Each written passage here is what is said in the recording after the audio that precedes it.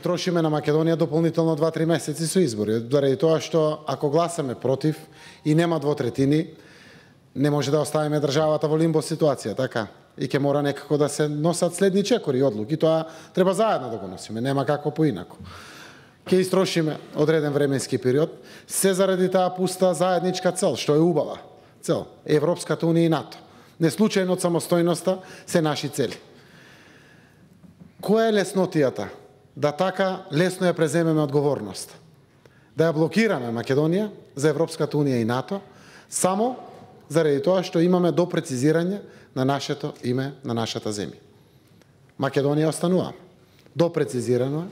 Знаеме дека има и Егејска Македонија, и Пиринска Македонија, тие се дел од Грција и од Бугарија. Немаме таму аспирации, не би требало од 21 век да имаме аспирации.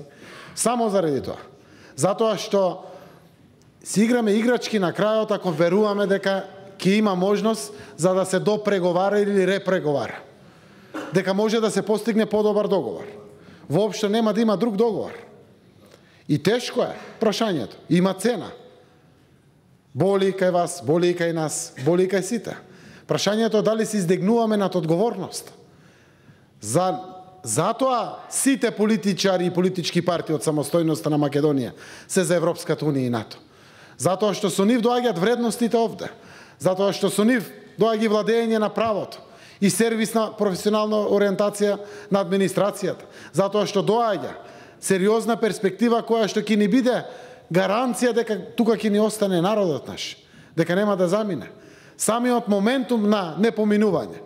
Сите знаеме какво влијание ќе има и врз економија, и врз перцепција на граѓаните и слично, димензионирајќи го нивниот живот и животот на нашата земја. Јас ве уверувам, повеќе од 25 пратеници од опозицијата има, кои што се свесни за таа одговорност и се подготвени да преземат одговорност. Никој од нив поединечно. И не треба поединечно. Треба да им создадеме амбиент. Вие пред се и ние, сите заедно.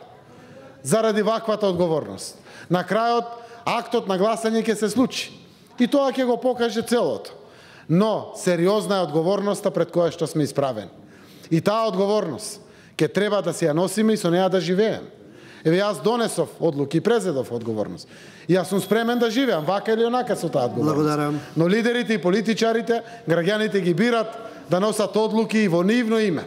Заради тоа што граѓаните секогаш не се до крај подготвени или не сакат да ги носат одлуките. Затоа бират парламент. Благодарам. Затоа бират премиери, министри и слично.